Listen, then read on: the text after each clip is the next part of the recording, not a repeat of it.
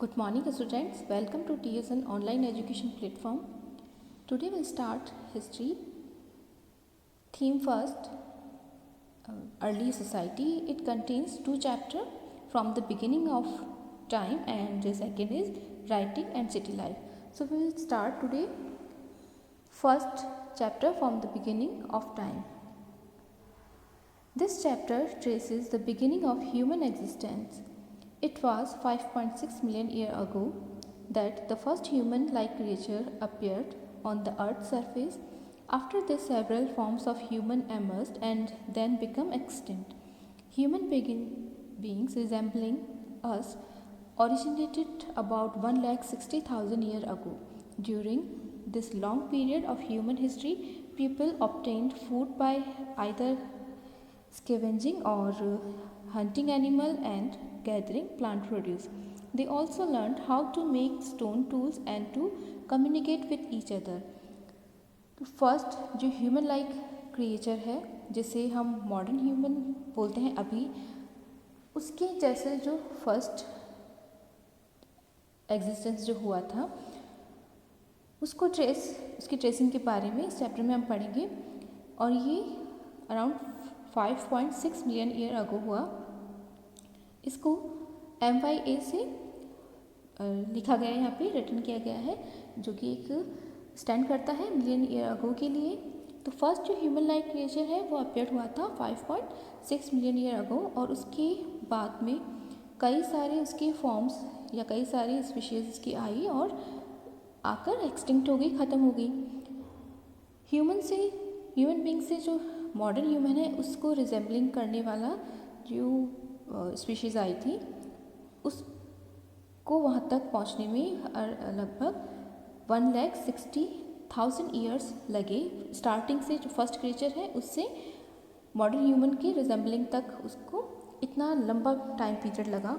और इस लंबे टाइम पीरियड में ह्यूमन जो हिस्ट्री है उसने जो अपना फूड है उसको ऑब्टेन करने के मोस्टली जो टेक्निक्स थी उसमें फर्स्ट है स्कैवेंजिंग और हंटिंग एनिमल्स और गैदरिंग प्लांट प्रोड्यूस, यानी या तो जो वेस्ट है उसमें से सर्च करके या ऐसे एनिमल्स का मीट जो या तो खुद उन्होंने हंटिंग किया हो या फिर खुद सर्च किया हो, इस तरह से अपना फूड्स ऑब्टेन करते थे, या फिर एनिमल्स को हंटिंग करके एनिमल्स को और उसके अलावा प्लांट्स प्रोड्यूस को जो प्लांट्स हैं उनसे अपना जो फूड है उसको ऑब्टेन करना सीखा था। इसके बाद में उन्होंने स्टोन टूल्स को यूज़ करना, बनाना और यूज़ करना और एक दूसरे से कम्युनिकेट करना सीखा था। Although other ways of obtaining food were adopted later, hunting gathering continued. Even today there are hunter-gatherer societies in some parts of the world.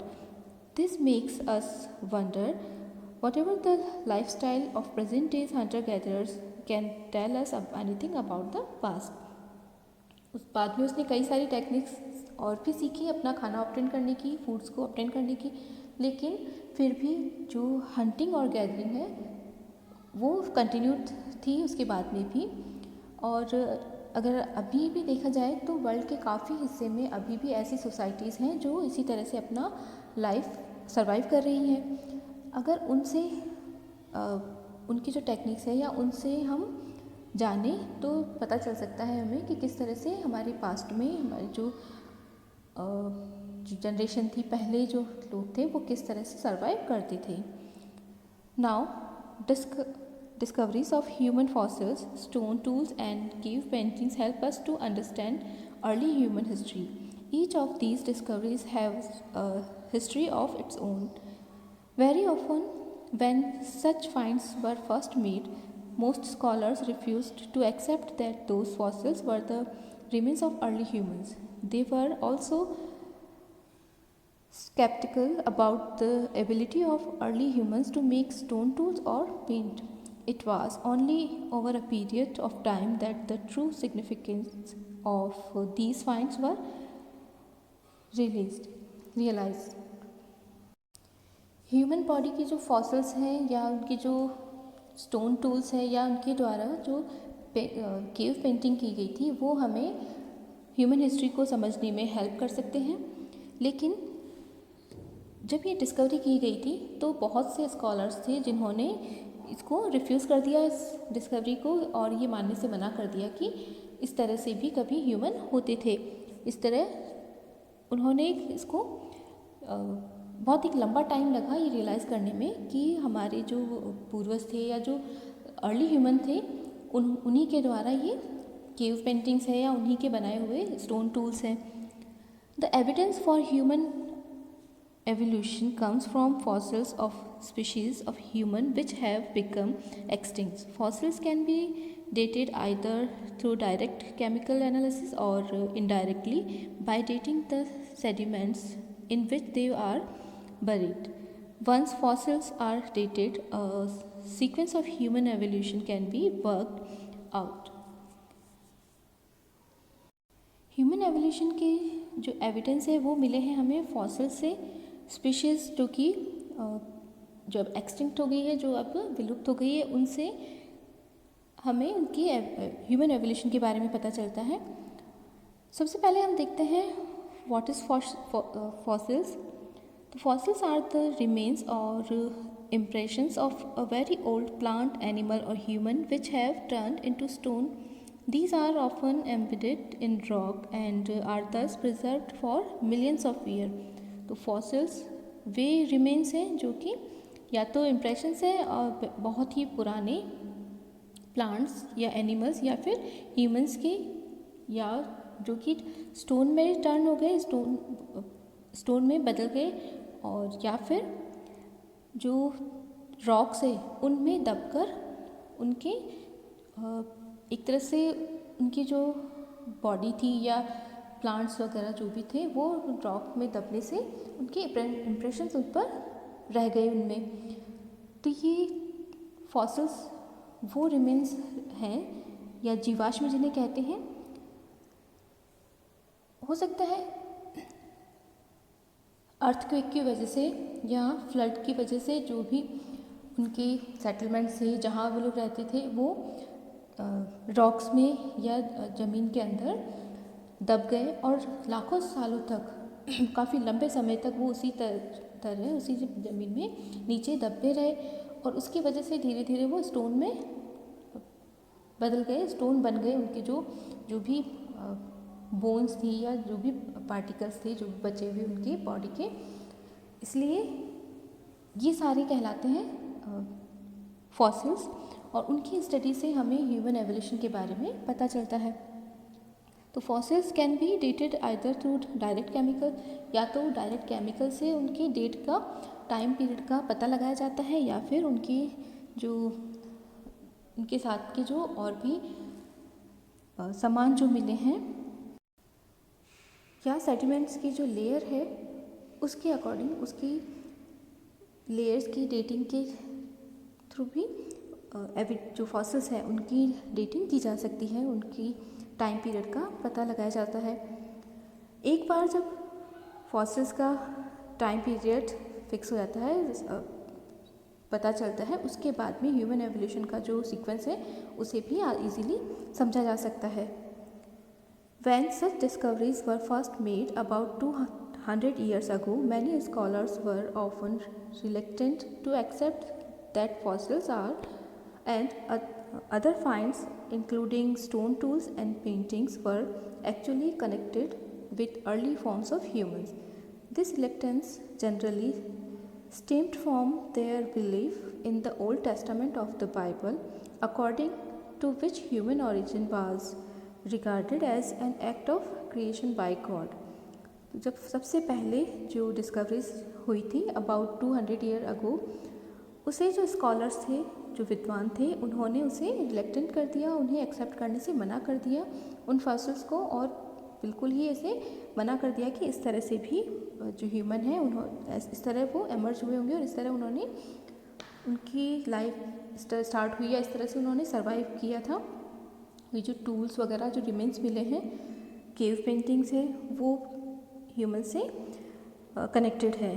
और ऐसा इसलिए क्योंकि वो बिलीव करते थे ओल्ड टेस्टामेंट जो कि बाइबल का एक पार्ट है, उसमें इसके अकॉर्डिंग जो ह्यूमन है वो act of creation bye God है। जो मनुष्य है, जो ह्यूमन है, उसे भगवान ने, गॉड ने बनाया है, ऐसा उनका बिलीफ था।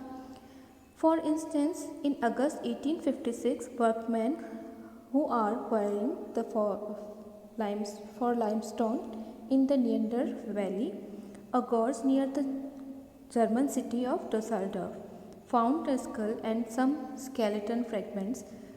These were handed over to Karl Fulroth, a local schoolmaster and natural historian, who realized that they did not belong to a modern human.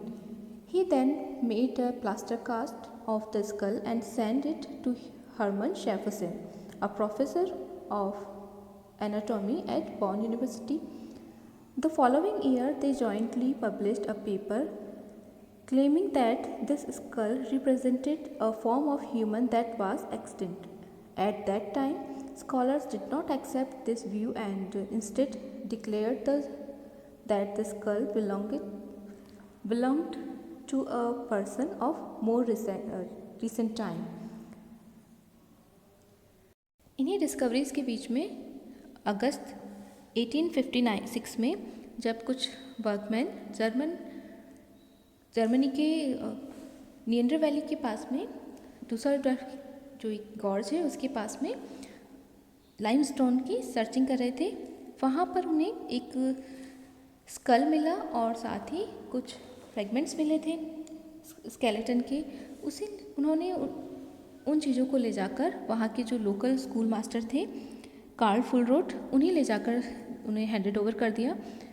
उन्होंने ये रियलाइज़ किया कार्ल फुलरोथ ने कि ये जो स्केलेटन है और जो स्कल है वो मॉडर्न ह्यूमन के नहीं लग रहे, तो उन्होंने उनका एक प्लास्टर कास्ट बनाया और उसे जो हरमन शेफरसन थे, प्रोफेसर थे एनाटॉमी के और बॉन यूनिवर्सिटी के, उन्हें ले जाकर वो या उनके पास वो भिजवा दिया।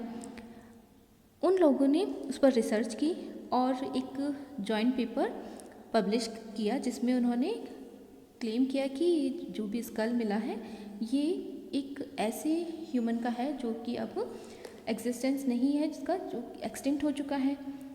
लेकिन उनके रिसर्च को भी जो स्कॉलर्स थे उन्होंने मानने से मना कर दिया और उसको एक तरह से ये माना कि जो भी स्केलेटन है या जो भी फॉसिल मिले हैं ये इतने पुराने नहीं हैं, इतने भी, बल्कि अभी कुछ समय पहले के ही हो सकते हैं।